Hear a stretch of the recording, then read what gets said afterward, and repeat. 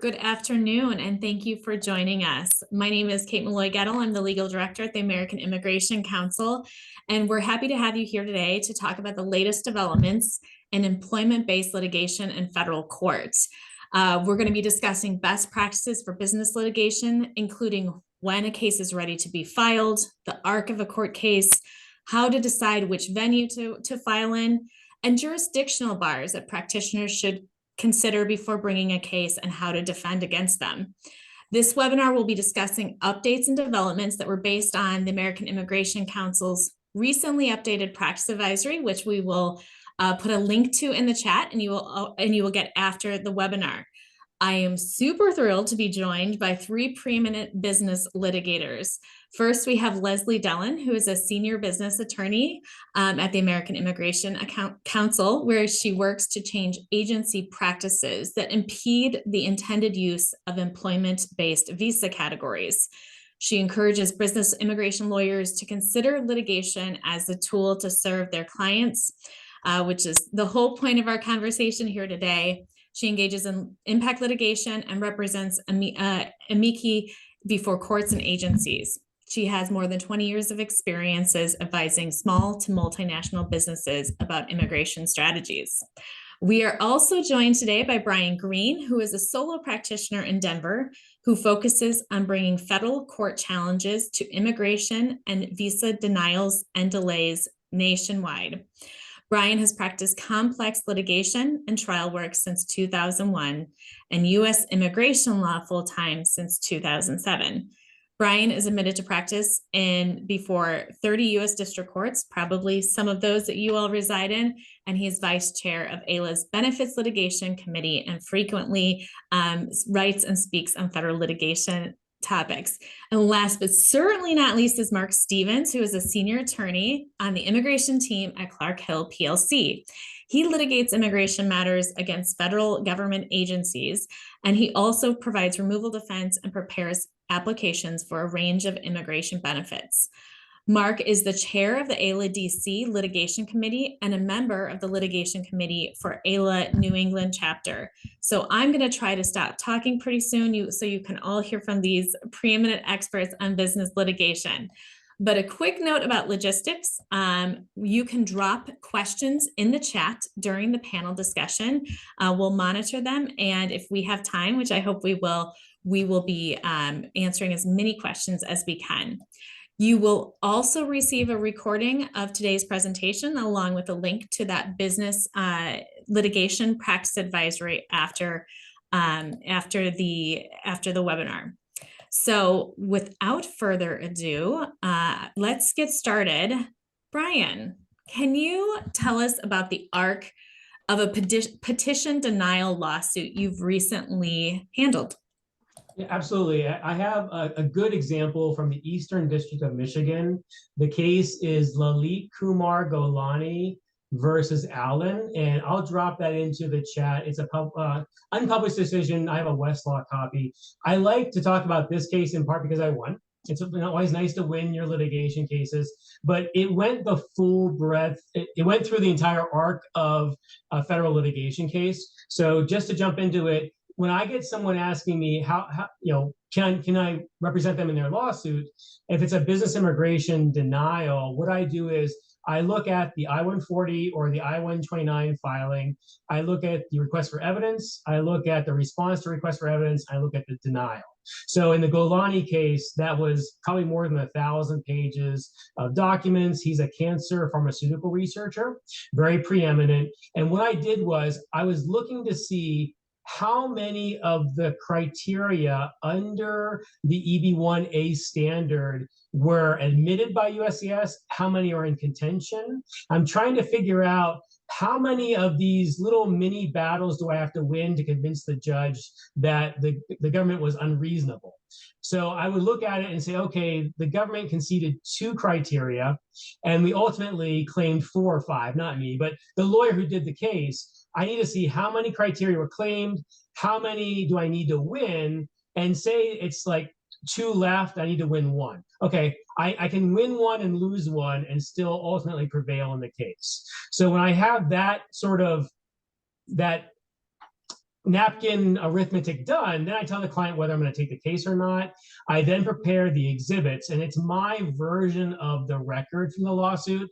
And I'm only including pages that are applicable to those remaining criteria at issue.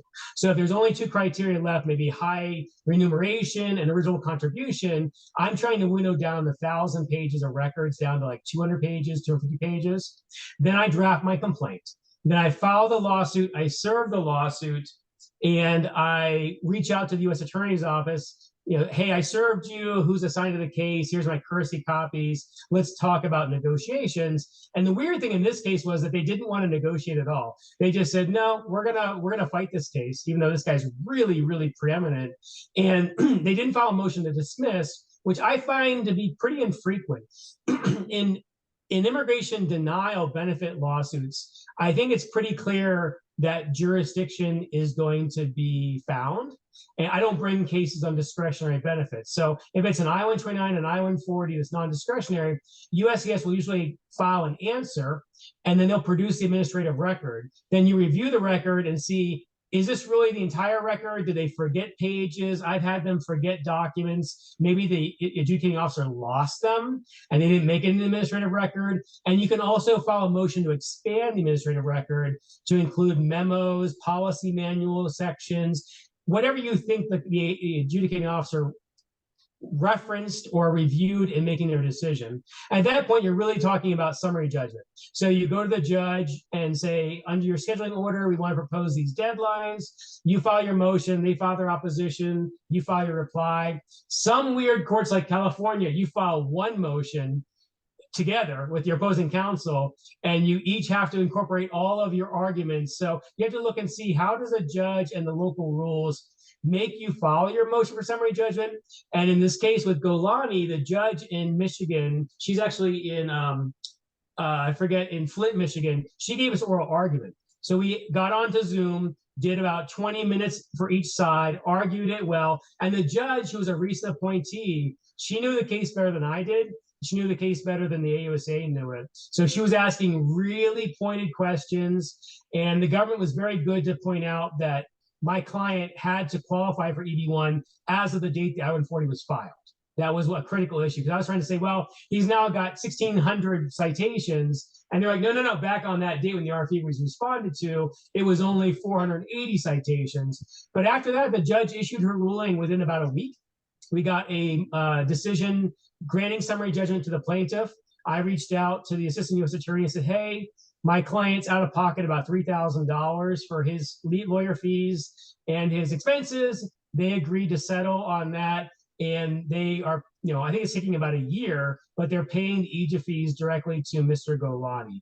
So there was no appeal. When they looked at it, they didn't make a decision for the first, I think it's 30 or 60 days they have to appeal a government denial. They chose not to go to the Sixth Circuit, I think because I would have won there. So whenever the appellate time has run, then EJA fees are discussed, they're paid out slowly. But that's the arc of a case at the district court level for opposing a denial. It's the same for an H-1B denial, an L-1 denial. It's the same for an I-140 EB-3 denial, EB-1B, EB-1C. Anything that's not discretionary, this is kind of the process you're going to go through. Great, thanks, Brian, and congrats on the win. And Thank congrats you. on getting a decision within a week, which is highly unusual, but probably evidence of your great lawyering. And a new judge that didn't have a lot of cases on her docket and wanted to move them through fast. Yeah. Mark, I'm going to turn to you. When you're first analyzing a case, can you talk to us about how you know it's ready to be filed? In other words, can you talk us through finality? Sure. So what you need to sue is you need a final decision from the agency. It's okay if it's just a field office. That's enough. Generally, you don't have to appeal to the AAO for Administrative Procedure Act cases, with one exception we'll talk about in a minute. If you do appeal to the AAO, you have to wait for that appeal to finish before suing. So the concept at play here, the first one is exhaustion, and you have to exhaust your administrative remedies. That means you have to try to get what you need from the agency, use the tools that are available to you. The Supreme Court has held in one of these important cases, Darby v. Cisneros, that in Administrative Procedure Act cases, you're only required to exhaust remedies that are mandated by statute or by regulation. And for most benefits, there's no AAO appeal required. And so courts have found that you don't need to appeal to the AAO for I-140s, H-1B petitions, L-1A petitions, for example. The one exception that I mentioned is EB-5 petitions. So if you have an I-526, you do have to appeal that to the AAO. That was included in the 2022 EB-5 reform law. Why would you want to appeal to the AAO? The benefit is that you get new evidence in. You get to submit new evidence to the AAO, and they can consider it de novo. So if you're not happy with your record, then you can use that as a chance to get more in. The reason why you might not want to appeal to the AAO is that it takes time, and the decision that you get might be better written than the decision that you got from the field office. When it comes to DOL cases, DOL has a regulation saying that says that you have to appeal to BALCA before you sue on a labor certification denial. And if you don't, that means you've failed to exhaust your remedies. I am aware of people who have sued before going to BALCA and drawn a favorable settlement, but the waters are a little untested. So the second concept that's at play here is finality. The decision that you're challenging has to be final, and it needs two things to be final. It has to mark the consummation of the agency's decision-making process, so it's their final decision, and it has to be something that either determines the party's rights or obligations, or it carries legal consequences. And that's under Bennett v. Speer, another important SCOTUS case. So a USCIS decision denying an application or a petition is final, even if, let's say, the beneficiary has been put into a removal proceeding after their H-1B is denied. The H-1B denial is still final, and you can still challenge it, even if the removal proceeding is ongoing. As I mentioned, if your administrative appeal is ongoing, you do need to wait and see that out. So you have to decide. If you have a field office decision, you have to decide, which one do I want to do? Do I want to appeal it, or do I want to sue and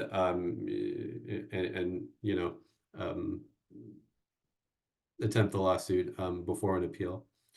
So sometimes if you sue, USCIS will reopen and issue you an RFE or a NOID. And what do you do in that case? Most courts have found that if USCIS asks for some additional evidence, even if it's just a little bit something new, then most courts have found no finality, and they've dismissed lawsuits. And there's a bunch of H-1B decisions along those lines. In rare cases, your lawsuit can continue even if USCIS reopens, and that's more likely to happen if the agency doesn't request any new evidence, if they fail to offer some justification for reopening, or if they violate their own regulations in reopening. And that can be extremely frustrating when they reopen after you've done all that work to file a lawsuit. I'm going to move back to Brian. As I mentioned in your bio, you have filed all over the country. I think it was 30 districts in which you've filed. Can you talk us through a little bit how you determine where to file and what is the appropriate venue for a lawsuit? This is a hotly debated issue, and I'm sure that those listening would appreciate your guidance. It is, especially EB-5s. USCIS is moving to transfer them to Washington, D.C. every time. So what I do is I look at the venue statute. So 2813, I believe it's 1361. You can double check me, but the venue statute, 91E. 1391E. So when you're challenging a federal agency decision, there are specific locations where you can file. You can file where the case was denied.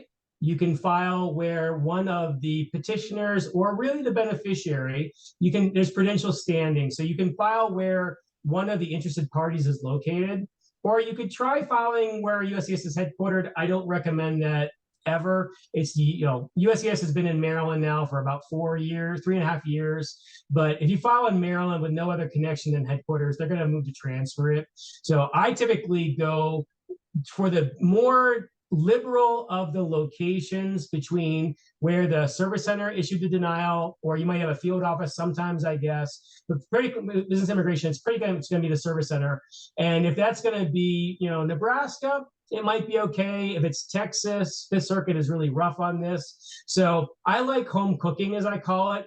If you have a company that filed the petition, or if you have a worker who self-sponsored for the petition, or the company's not willing and you're going to file only in the worker's beneficiary's name, you file where they're located. And I think the judges are somewhat sympathetic when it's a worker or company based in their district. So I look to see, what venue options are available, and then I discuss them with the client, and I don't base it on where I'm admitted. So if the company's based in Arkansas and I'm admitted in Dallas, Texas, like I am, I'm going to use local counsel, or I'm going to get admitted in the Eastern District of Arkansas. I don't have my personal profit motive guiding legal decisions on where I file. So I caution you that it may not be ethical to bring a lawsuit in Dallas when you could bring it in California, because you don't want to share legal fees with local counsel. I think it's pretty bush league. So I would say, look at the statute. Look at what venue options available. Give your client the written, options in an email. Let them choose with your counsel. And then if something goes wrong afterwards and you get a denial, you can say, well, I helped you make an educated decision on venue. But I've tried to file in EB-5 cases where the investment's located. Every case that I've done that, they've been transferred from Chicago, Eastern District of California, and Fresno. They've all been transferred to Washington, D.C. So USCIS is pretty good at getting venue transferred. And they know in D.C. that, at least with delay cases, they're going to win short delay cases there. With denials, I don't know if they're going to, I guess it depends on the circuit, case law. But I think it's pretty straightforward that you would want to file where one of the interested parties is located or where the decision was issued. Thanks, Brian. And I like that term, home cooking, as a guiding. We might start to use that as the Brian Green theory of venue. Home cooking is a guiding force, unless we're talking EB-5s. So and don't be afraid of people's appointment by a different party. I had a Trump judge on an EB-5 case in Central District of California, and he was super rough on the government, held their feet to the fire, forced us into free mediation, which I think is a fantastic aspect of the federal court system. And then USCIS negotiated a resolution where they were not even offering to settle or negotiate before that. So life appointment of federal judges is a wonderful thing. I think you need to go in, and I care more about the connection of the worker and the company to the district than the politics of the judge involved. Thanks, Brian. And I think those of us practicing in federal court are learning more and more that you can't make assumptions about how a judge is going to rule based on who appointed her or him. Speaking of judges, and something they often like to do, which is to get immigration cases kicked from their courts on jurisdiction. Leslie and Mark, excuse me. I'd like to talk a little bit more about jurisdictional bars. Can you walk us through some of the jurisdictional bars that might preclude federal court review or get someone kicked out of federal court if they file and the government invokes one of these jurisdictional bars? Yeah, so the APA doesn't give you jurisdiction if some other law bars jurisdiction. And in immigration cases, the main bar is 8 U.S.C. 1252 A2B i, or INA 242 A2B II. And what it says is that if there's no jurisdiction to review decisions that are specified in the INA to be in the discretion of a government officer. So the discretion has to be in the statute itself. It can't be discretion that the agency has created for itself through regulation. And it also can't be just kind of the general discretion to weigh facts and find evidence. There has to be a clear signal of discretion in the statute. So examples of classic discretionary language: the Attorney General may do something to the satisfaction of the Attorney General or in the Attorney General's discretion. Anything along those lines is likely to be discretionary. The classic mandatory language that allows you to sue is shall. The Attorney General shall do something. If they're not doing it, then you can file a lawsuit. So petitions for L visas and H visas and EB-5 petitions have all been found to be non-discretionary, and so you can sue on those. The main immigration benefit that is discretionary is national interest waivers. And the language of the statute, if you read it, you can see why. It says the Attorney General may, when the Attorney General deems it to be in the national interest, waive the job offer. So there's three discretionary elements here. First, it says may. Second, it says when the Attorney General deems it to be.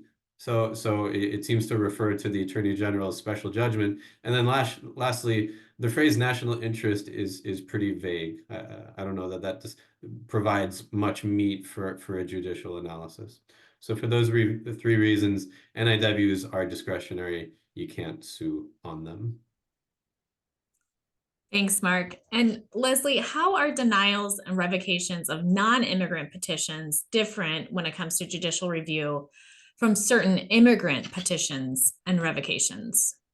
Well, as Mark pointed out, the key is what's in the statute. And so for non-immigrant visa classifications, the majority of the decisions have found that there are objective standards by which eligibility can be determined, and that there are not, there are not the types of language that Mark just described in connection, with non-immigrant classifications.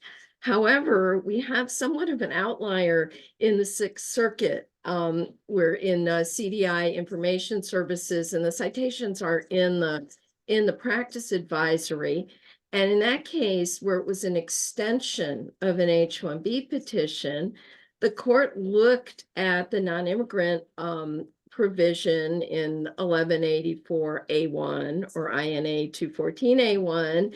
And here there was a shall. It said that, that admission shall be for such time and under such conditions as the Attorney General by regulation by regulations prescribe. And they looked at that, unlike other courts, as giving the agency discretion, but they seem to have parsed it in terms of, well, did the agency use that discretion? What did they do in the regulation? And it's a little unusual because there's Supreme Court precedent that an agency cannot create its own discretion through regulation, as Mark mentioned. But because looking at statutory language, which the other courts don't construe that way, and the regulation on extensions, which that decision is discretionary, court said, well, we can't review that.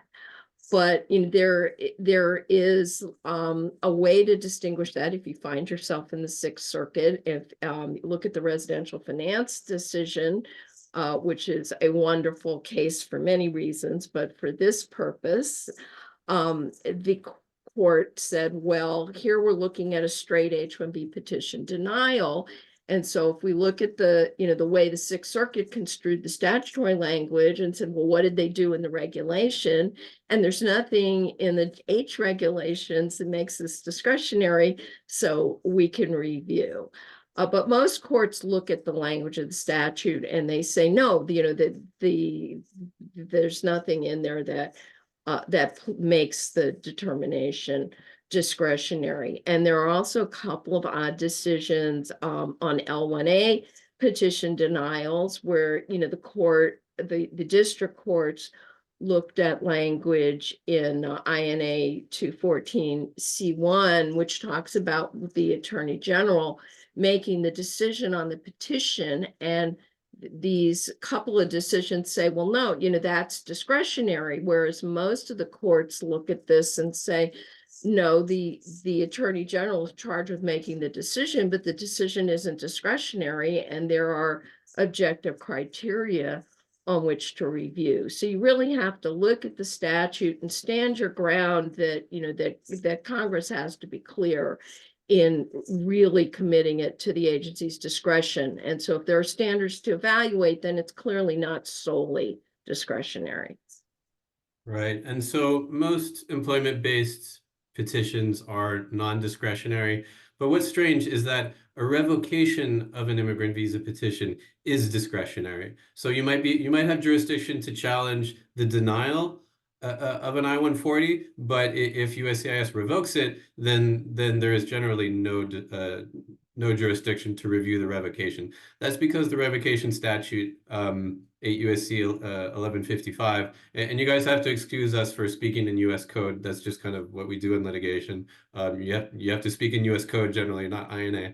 But what it says is that the DHS secretary may, at any time, for what he deems to be good and sufficient cause, revoke an approved petition.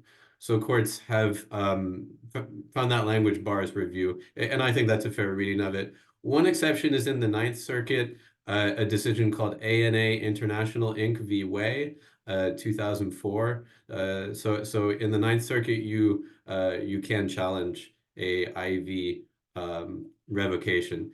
And I have a little cheat sheet that I'm going to share for a minute here. Do not take this as Bible. Read this in conjunction with Leslie's article, which is much more authoritative. But this is a fair cheat sheet on what you can sue on and what you can't sue on. And if I could just jump in, unlike whereas Mark has cited you, the statute that everywhere but the Ninth Circuit precludes immigrant petition revocation review, there's no comparable statute for non-immigrant petitions. And while there isn't much case law on non-immigrant petition revocations, the cases, basically say, well, there's no comparable statute. There's no other statute that precludes review. Now, if you got an interpretation from a court like the Sixth Circuit has done on petition denial extensions, then, if they turn the language on its head, then maybe they'd find, discretion. But I think for the most part, you're going to be able to argue that revocation of non-immigrant petitions is going to be reviewable. Yeah. Last thing I'll mention is that when you file an I-29, let's say it's an H-1B for someone in the US, there's two aspects to your case. One is an H-1B petition, right? The second, it may be an application for extension of status. So the petition aspect is pretty clearly non-discretionary, so you can sue on that. It's more arguable whether the decision to extend status or even change status, that may arguably be a discretionary decision. So you may be able to challenge one component of an I-129 decision and maybe not the other component. Thanks. Leslie, let's turn to the Patel case. This was the Supreme Court case from a couple of years ago. That was a huge disappointment. It largely cabined judicial review of adjustment of status denials. Are you seeing courts apply Patel to employment-based filings? Those filings outside of the adjustment of status context? Can you give us an update on what's happening with Patel and its extension? Fortunately, so far on petition denials, I'm not seeing a Patel expansion.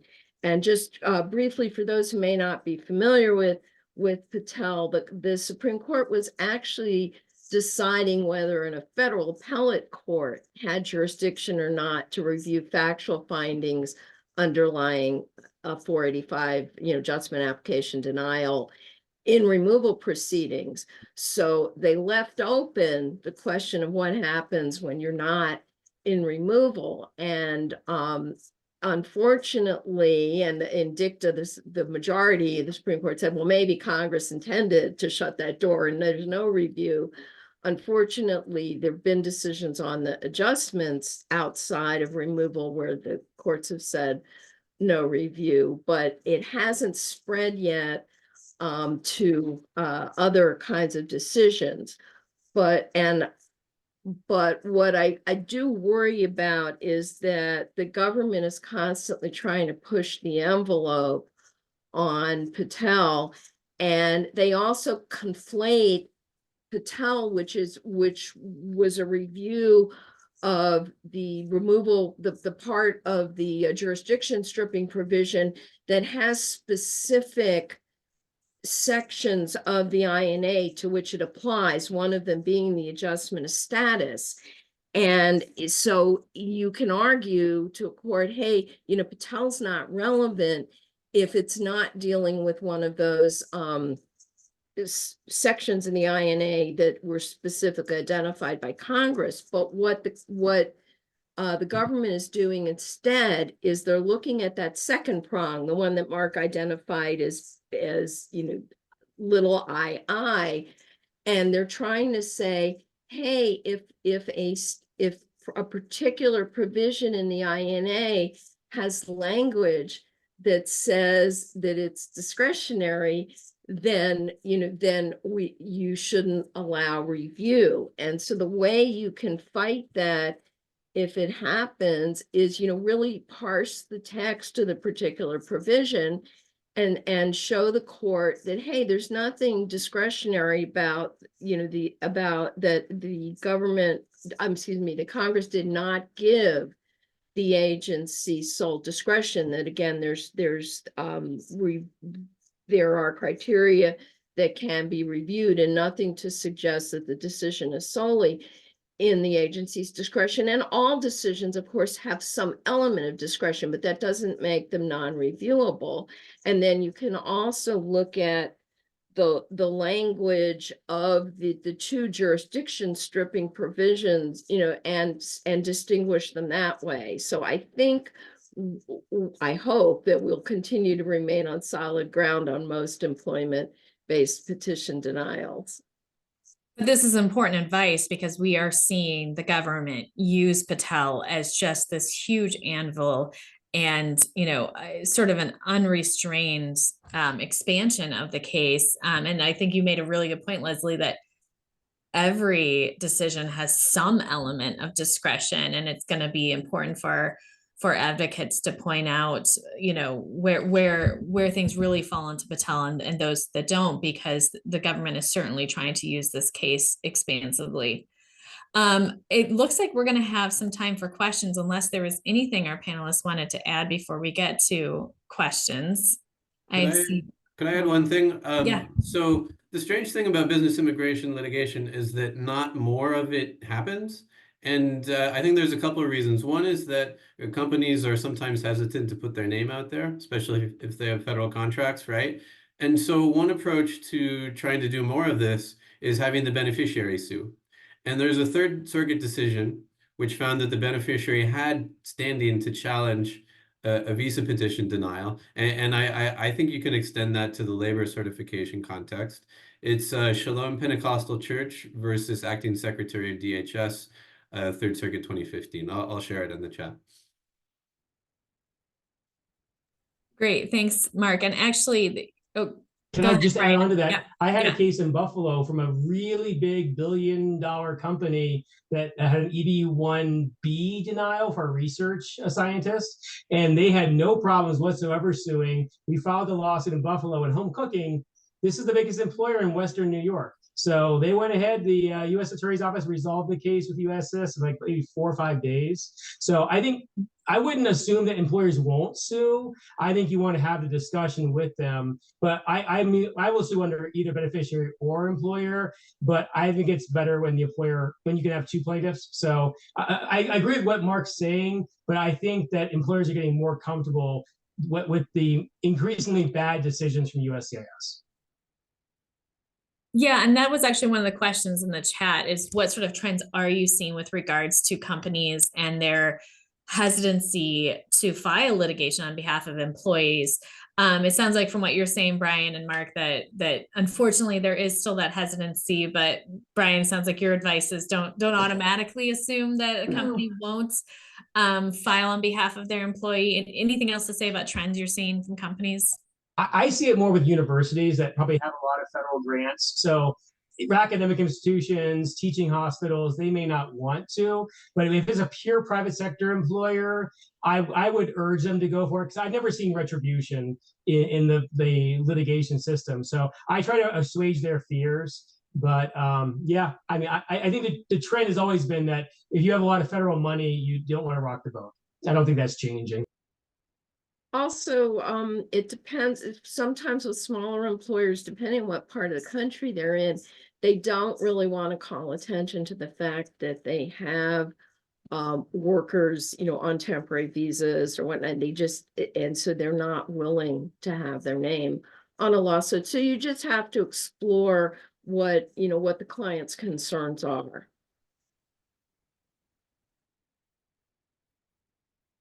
Thank you. Let's get some other questions answered here. The really interesting question here is wondering about perspectives on the potential for legal action against USCIS and the federal government concerning perceived unjust and erroneous RFEs and denials. And as you can see, the commenter goes on to say that he believes that they are based on an incorrect application of law or factual errors.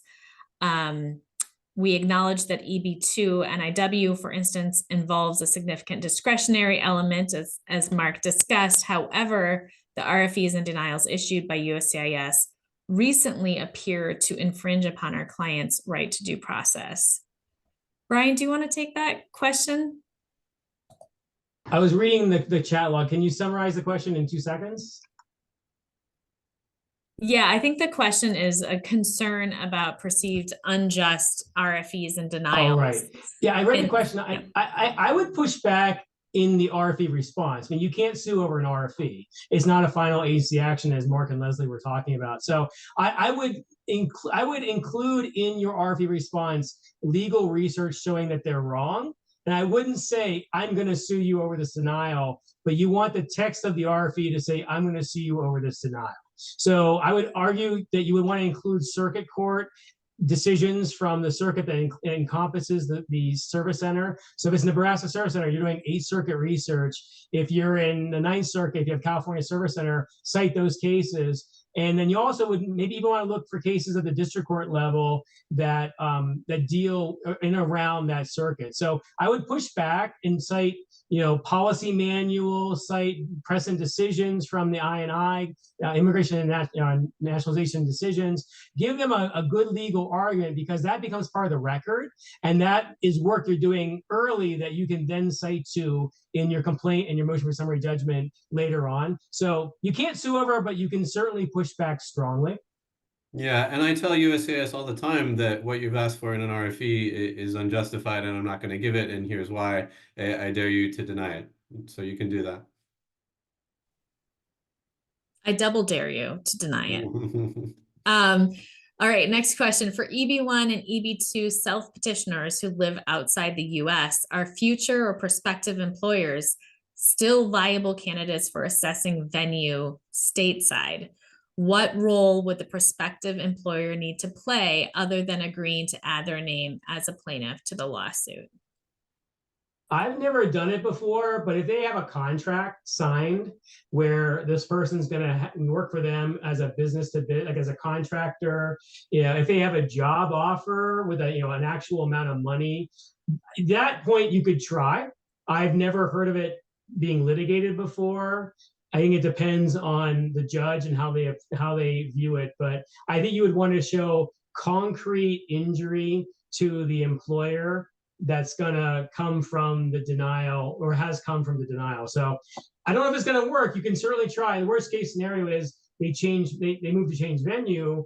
And one of the questions we didn't touch on before was whether you should resist venue or not. I think it depends on the judge. If you're talking about a denial case, the delay of transfer probably wouldn't be a factor. In delay cases, I wouldn't necessarily oppose the venue transfer, because it's going to make things take a lot longer. But I just had a case transferred, and I transferred it in 24 hours. So it was so fast, it kind of made us a little bit dizzy. It went from California to DC. So I think challenging is case by case. And I think, using a future employer, again, case by case, and you'd have to develop some evidence.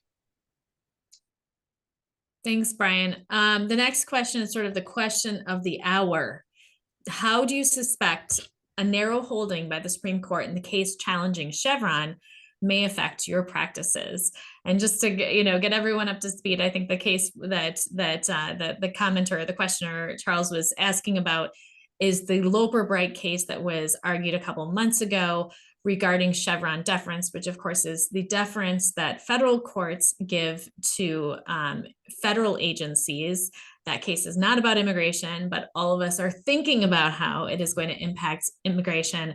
And there's also a companion case called Relentless addressing this issue, which I think is such an apropos name for a Supreme Court case.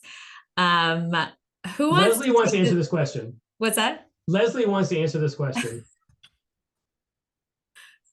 All right, well, I will put my 2 cents in, and then I know Brian and Mark also have opinions that I think on most challenges of individual petition denials, the impact will be minimal because you're looking at an APA standard for review, and the court is looking at what's in the administrative record, and did the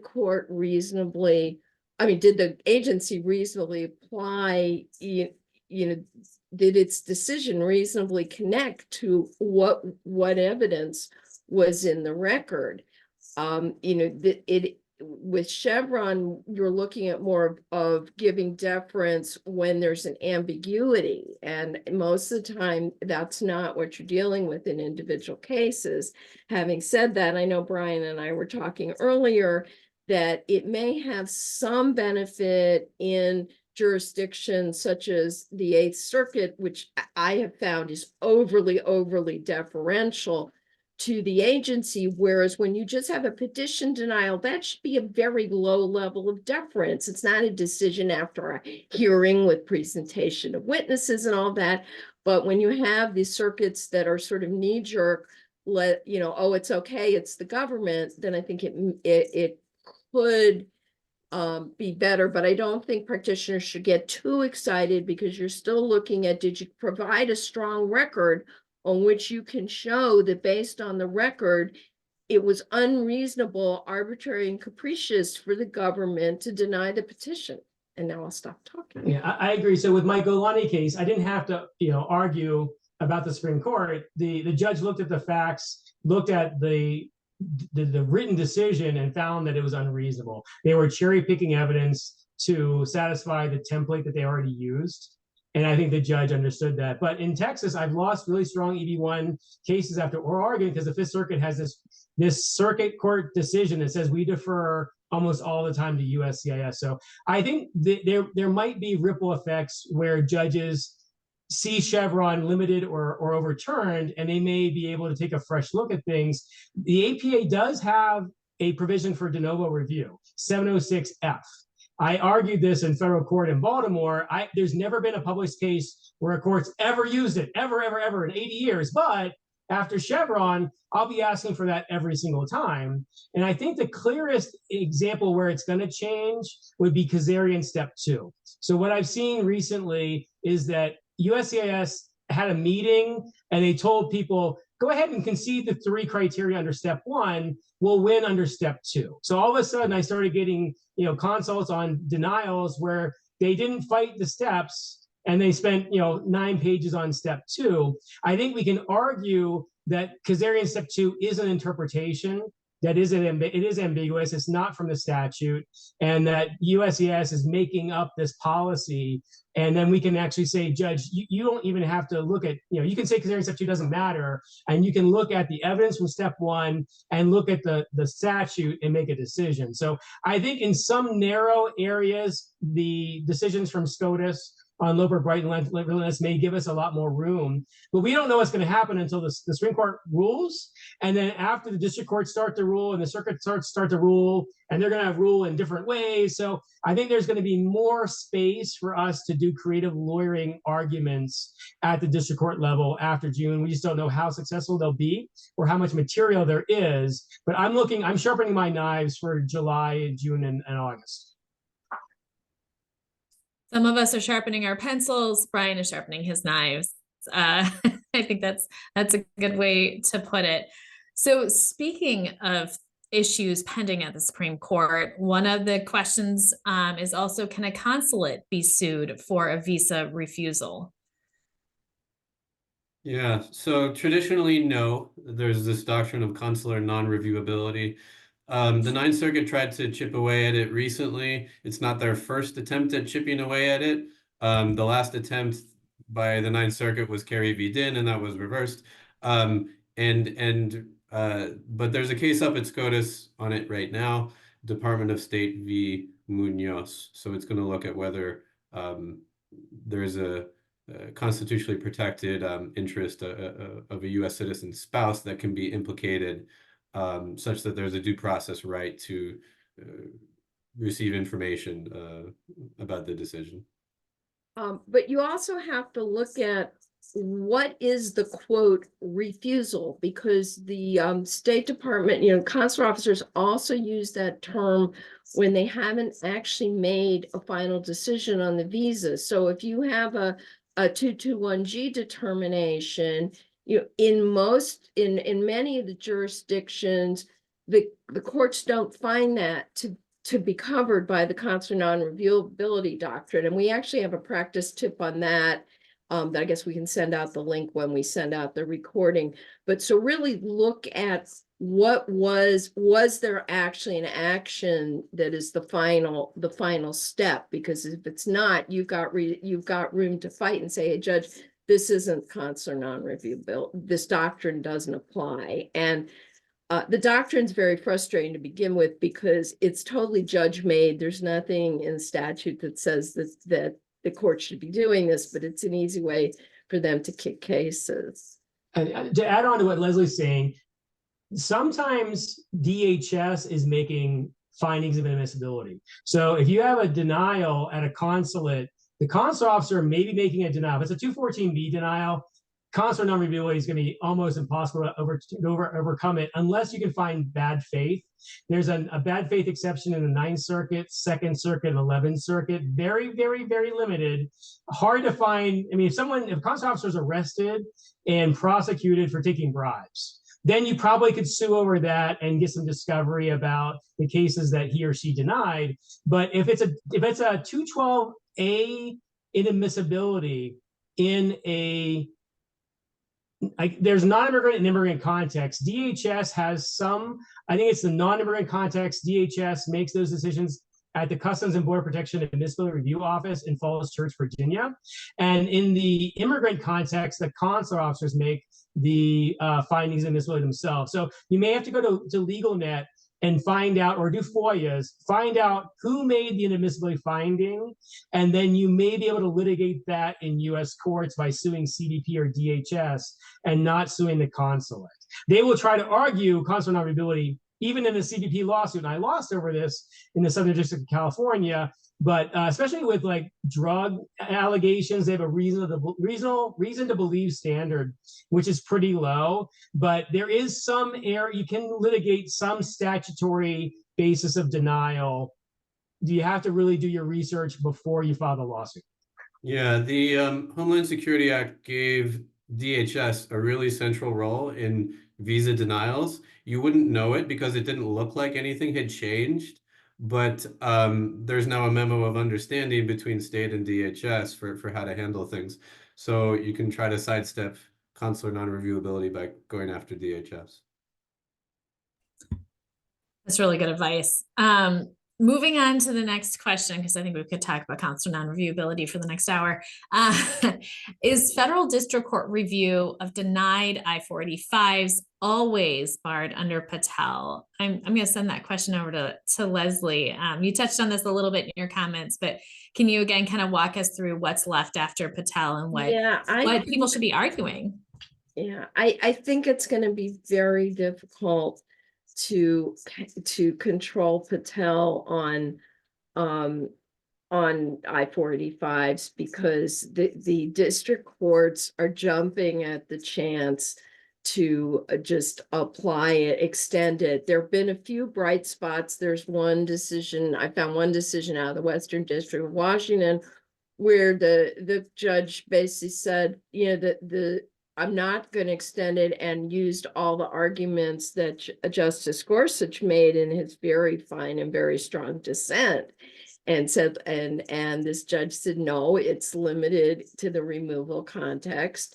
And no, I'm not, the throwaway, she considered the statement by the majority that, well, maybe Congress intended this.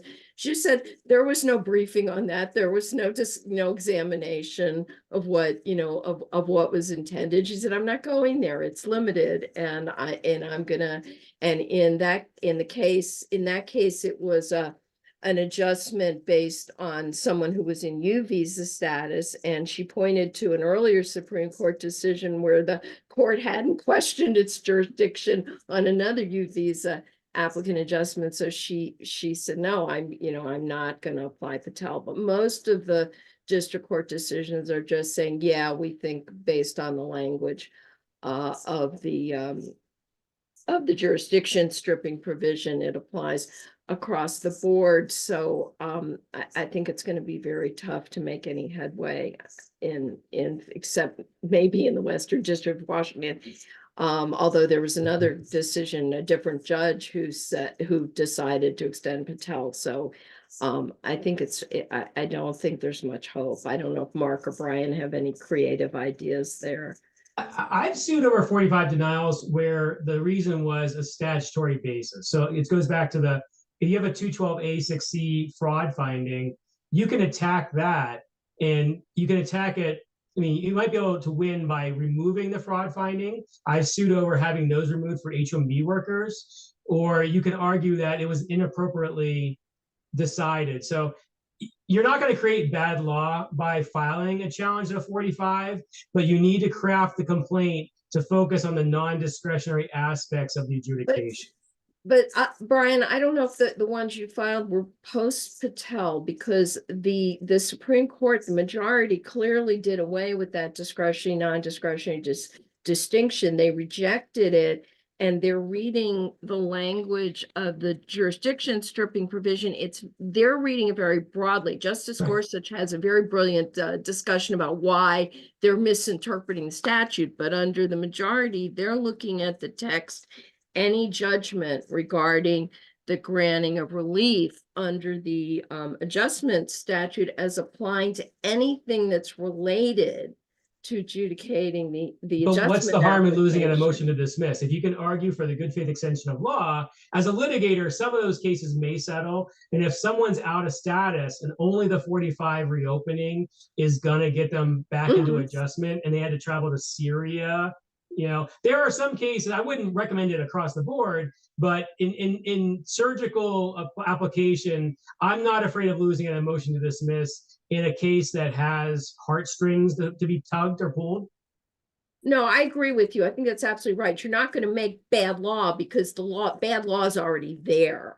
And the individual district court decisions, they're not precedent. They're only binding on the party. So I totally agree with you, but just warning people to really look at it carefully before they file. And tell your clients that it's such a risks. long shot, 10% chance of winning. But if they have no other option, you can try and see what happens. But you really have to parse out Patel and try to set the case up for a negotiation. The best case scenario is that you get a negotiated resolution, not a district court decision.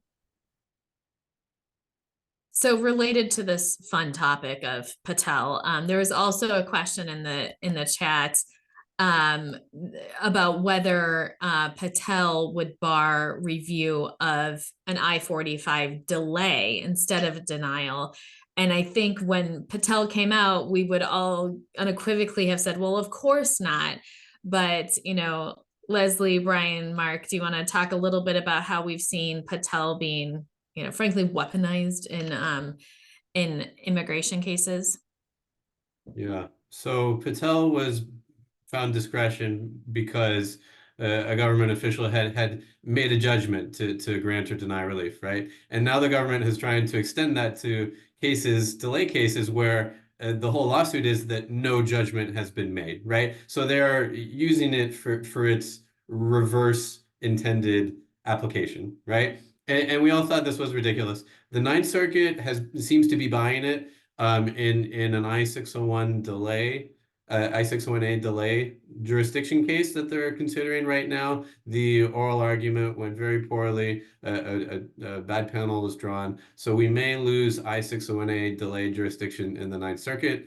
There's also been a number of district level decisions finding no I-601A delay jurisdiction based on Patel. So Patel creep is happening. I think it's completely unfounded. You have to push back on it. It has no application in the delay context whatsoever. And there are a few cases. Unfortunately, oh, Go sorry. ahead. I think Kate. Leslie and I were going to say the same thing. Go ahead, Leslie. No, I was just going to say that unfortunately, even pre-Patel, but it was a very minority position. Some courts, before Patel was decided, considered the timing to be one of those things that was within the discretion of the agency to fix. And so they would say no review, but the majority decisions would say, well, that's ridiculous, because basically you would be allowing the agency to never make a decision. And clearly that's not correct. So, you know, we have to see where this goes. We're going to do one more question. Hopefully we can answer this one pretty quickly. What happens to the individual's status or ability to work as they wait for the process to play itself out? For example, pending perm AOS and using the EAD from the AOS to work. What do you advise employers and whether to pursue the claim? Anybody want to take that one? I will. Oh, I'm sorry. Go ahead. Yeah, I mean, if you read the decisions from USCIS, they're out of status and their EAD is invalid, right? So, but if you're going to litigate, one thing you could consider is you can ask a judge to delay the effective date of an agency decision to preserve the status quo. It would look like a motion for a temporary restraining order or a preliminary injunction.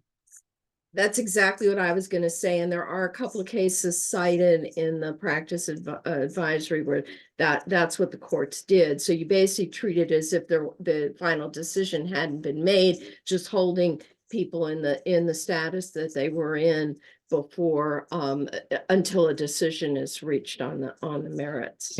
I would recommend it not in a TRO context, because then if you do file for a TRO, the judge is going to schedule you in like 48 or 72 hours. You're going to get a mini trial on the merits. And if the merits argument doesn't go well, you kind of deep six your entire lawsuit. So I would say maybe a preliminary injunction, a very narrowly limited one, and negotiate it with the opposing counsel to just preserve the work authorization and the person's status. If the AUSA or oil attorney agrees to that very limited thing, you can stipulate it to the judge, and then the judge is not having a mini hearing on it. You're not rushing things. So TROs are hard to win. Preliminary injunctions are much easier to win.